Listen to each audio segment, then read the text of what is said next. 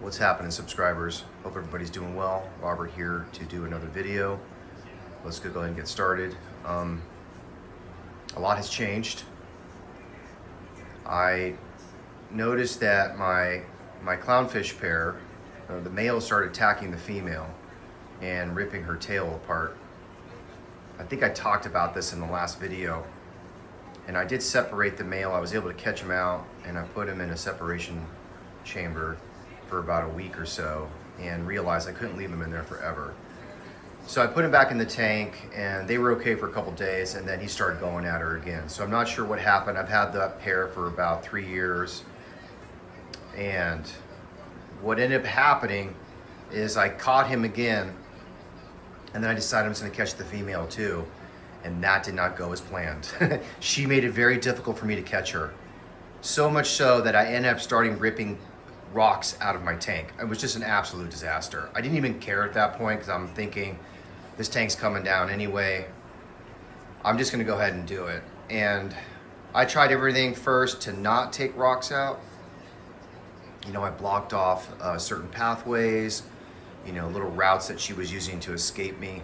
I tried everything, and ultimately I had to pull out a bunch of rocks. And you're gonna notice something very dramatic about the tank. You see the front of the tank here? This is so bizarre. Now that doesn't look right, does it? Let's go over here to the right side of the tank and look at that. It's almost as if the whole rock structure switched, right? And it did. I ended up moving the rocks. It was a real mess. And I ended up moving the rocks to, basically, if we're looking at it this way, I guess I switched the rocks about 90 degrees, right, to the left. And I created this completely open area back here. I don't know if you guys remember before, but those rocks were really close to the back wall. So I opened that up, and you know, this piece right here, all this right here is one big rock. That's where most of my coral is. And anyway, I really am okay with it because, one, I didn't lose any coral, except one of my tenuouses. My after party did die on a couple of the branches on the top died. I pulled some rocks out. They were out of the water for about 20 minutes. And normally that should be okay, but I've learned that tenuous species definitely do not like that. They don't like being pulled out of the water. So I thought I was going to lose my pink Floyd too, but they both came back. They look fantastic. So that's good. And all the other corals did well. I didn't obviously have to pull out this big rock here, but I had to pull out at least 4 or 5 big rocks, and I was eventually able to catch the clownfish. The good news is the clownfish are at my local fish store, and they're doing well. The store owner has them in separate holding tanks, so at least they didn't die. It was worth it to me. What else? Oh, I caught out 3 of the PJs as well. I couldn't catch the 4th one. So I caught 3 of those guys out, took them to the same store, and basically just gave the fish to the store as a gift. I was surprised the clownfish even lived after all that stress, but they look great. So what's the plan for this tank at this point? Well, I'm gonna, obviously now 2 months I have to move, and a lot of this coral is gonna be gone. I did mention in a previous video that I would, if anybody was interested, I would ship them, but I think that's probably not going to be practical at this point. One, my concern is, you know, it's been a long time since I've packed corals. And, you know, if someone pays to have some frag shipped and they come in not so good or damaged or, you know, anything like that, it's going to be a reflection upon me. And I certainly don't want to have anybody waste any money on shipping some free frags. So I just think that, plus the time of year, it's a little bit hot out. I just don't think it really makes sense. So I have a guy locally who's just gonna pretty much come and take, not all of my SPS corals, but just about 90% of them. There's a few in here that I will not part with, like the Purple Monster and the Steve Tyree stag here. And there's this one here is, what's that called? The Heisenberg. I'm going to be keeping those, but those are the only 3 I'm going to keep. And what I'm going to do is I'm going to get some new rock, And I'm gonna put a bunch of rows anemones in here. That's right. I'd like to get some of those Colorado sunbursts and get some of those really cool, those ORA clownfish. I forget what they're called. They're the mocha something. Really, really beautiful. And focus more on LPS. You know, do some more scalemias, maybe some more torches. You know, I miss the wavy stuff, like the torch here. It's the only one I have that really, you know, waves and moves around. Everything else is very stagnant, right? Because they're art corals or SPS corals.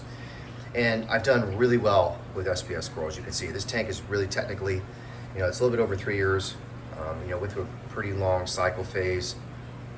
And to have this kind of growth with SPS corals, you know, after being out of the hobby for about 15 years and coming back into it, and I still have the touch. So I feel this tank was a success, and it's time to move on to something different. So, like I said, most of the SPS corals will be gone. There'll just be a couple that I'm going to keep, and then the rest of the tank will be anemones, clownfish, and LPS. The one thing I did not have success with is I did lose a fair amount of fish. I lost all my anthias. I lost that copper band. I had some other fish die just from, you know, fighting and territorial disputes. And, you know, bacterial infections will pop up from time to time and take a fish. But disappointed that I was not more successful with the fish. So that's something I'm going to have to work on. I've talked about it in past videos that quarantine is crucial. That is something I'm absolutely going to do. Once I relocate, I'll have a quarantine tank, probably like a, you know, 40 gallon, maybe a 60 gallon tank that'll be specifically used for quarantining fish.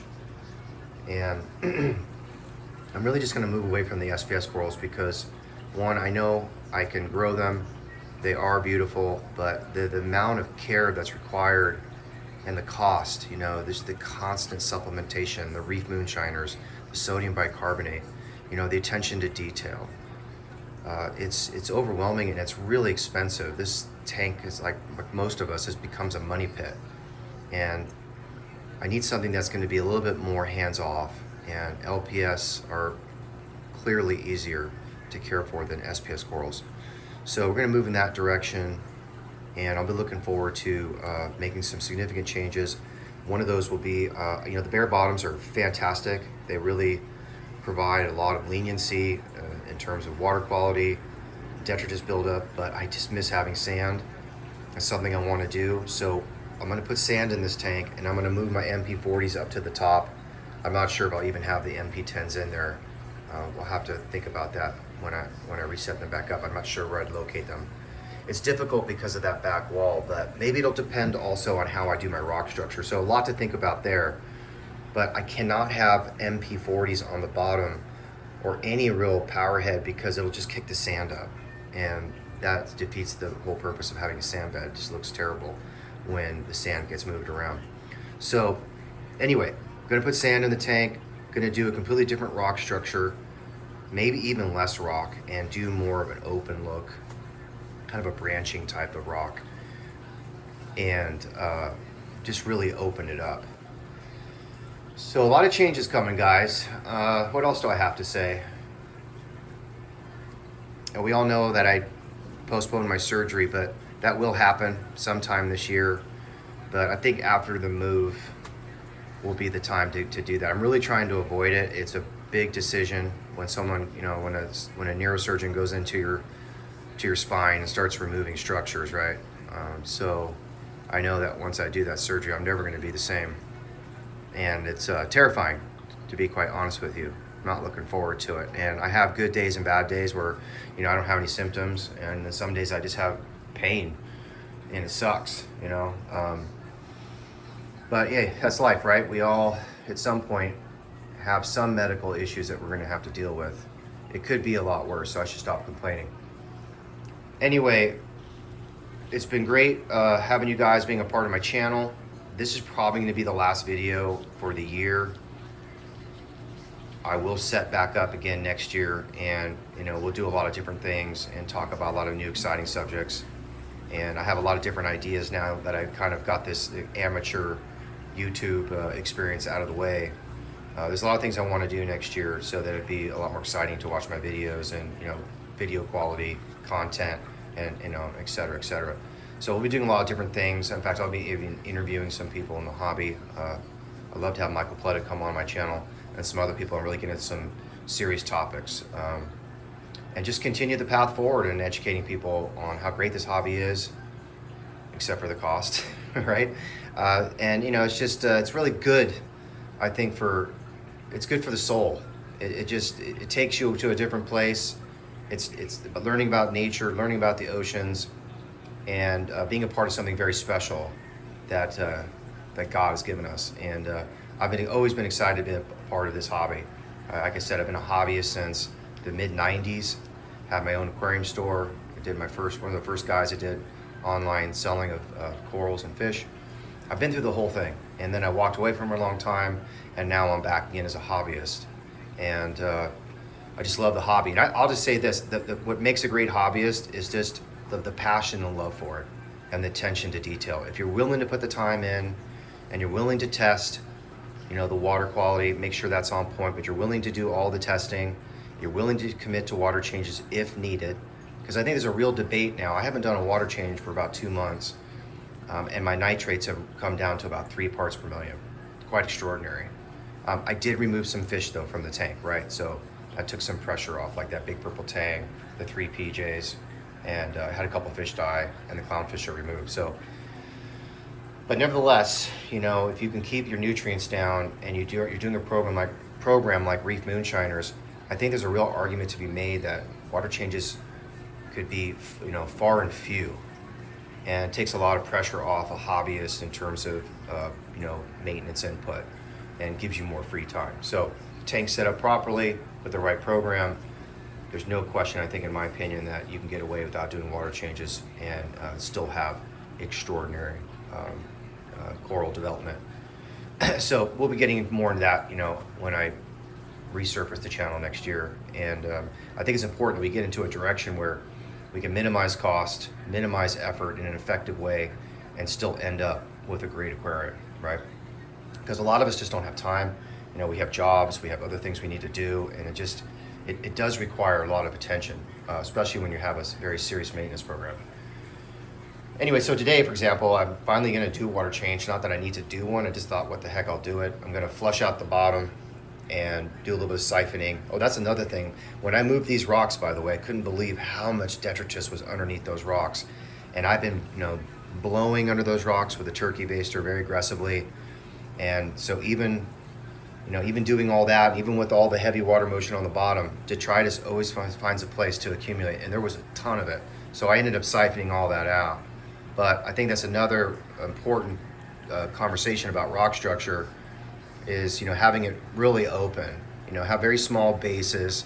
Marco rock, they have these rocks called foundation rock, where they create a flat surface, which is fantastic, right? So it makes it very stable, and then you can put rocks on top, not just taking, rocks that are odd shaped and, they're like boulders, and it's hard to create a sound foundation with those type of rocks. But these foundation rocks are awesome. So if anyone hasn't seen those, or you're setting up a tank, check out Marco Rock's foundation rocks.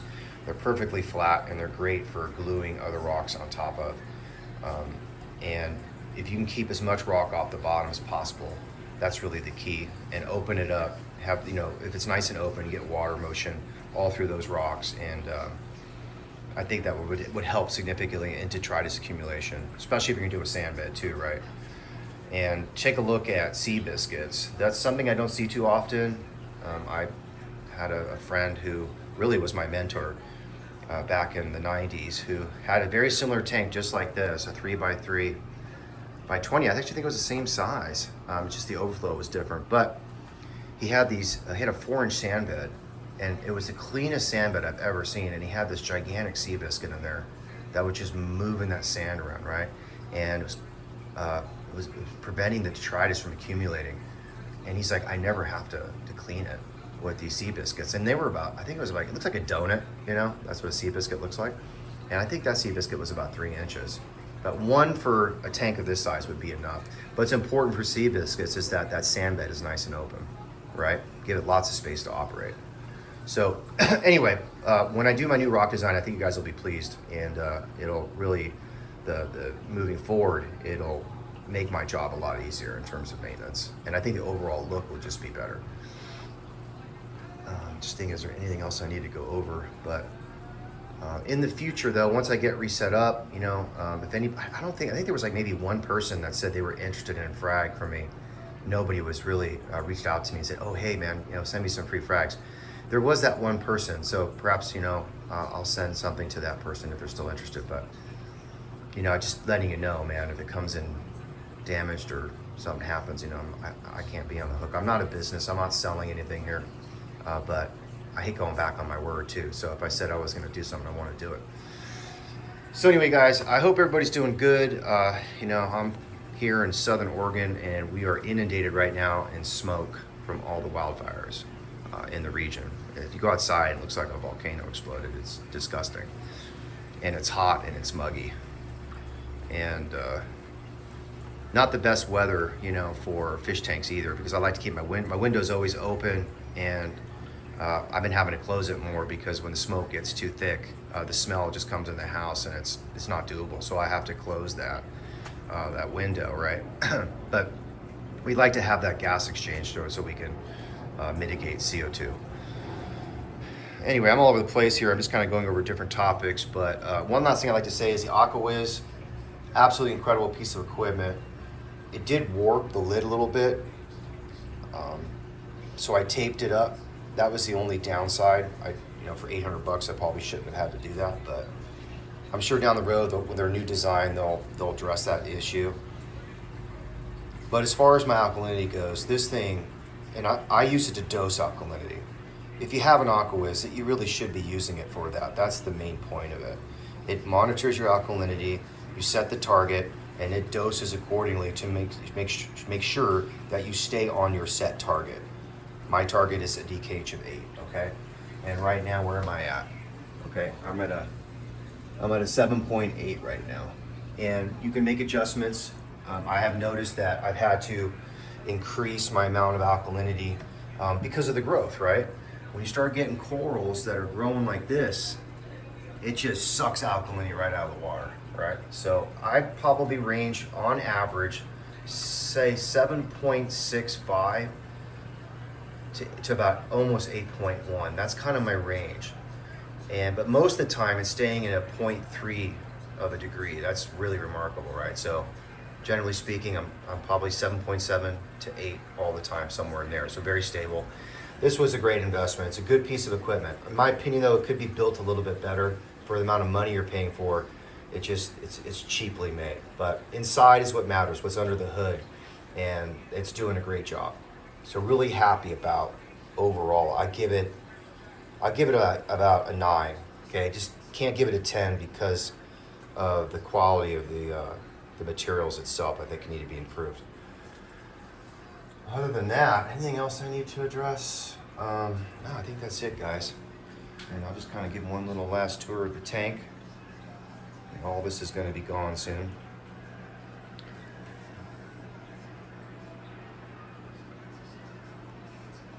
Yeah, I'm surprised that when I moved everything around, you know, that corals I didn't lose something. I actually even cut off a bunch of this coral right here, huge pieces, and look at that, it's already growing back. That's about, when did I do, about a month and a half ago? And it's all growing back already. That coral is truly a beast. But, yeah. Decided to do something different. Get a lot of scalemias, some lobophilias, some, what do you call those guys? You know, the big meat corals. The name is eluding me right now. But get a bunch of those guys. Maybe do more clams. You know, get a couple Colorado sun. Maybe I just need one actually, because it'll just grow on its own. Get a Colorado sunburst rose anemone, and I want this tank to move. You know, I want some action. I love the SPS corals, but right, they're not going to be waving around. So definitely going for a different look next time, and hopefully I can figure out, you know, with my quarantine system, I can have some success with Antheus. I used to be very successful with Antheus back in the 90s. I never had the problems we have now. So I'm shocked how difficult anthias have become. And my only guess is that diseases are a lot more prevalent, you know, through the collection process and through wholesale and retail and to you and to the consumer. And they're just, you know, they're picking up, especially your anema and all these other internal parasites. Very difficult. So without quarantining them, I think, you know, the death rate is just going to remain high. Anyway, guys, that's going to be it for today. Look out for some videos next year. And again, if anybody has any questions, you know, you can always reach out to me. Take care, guys.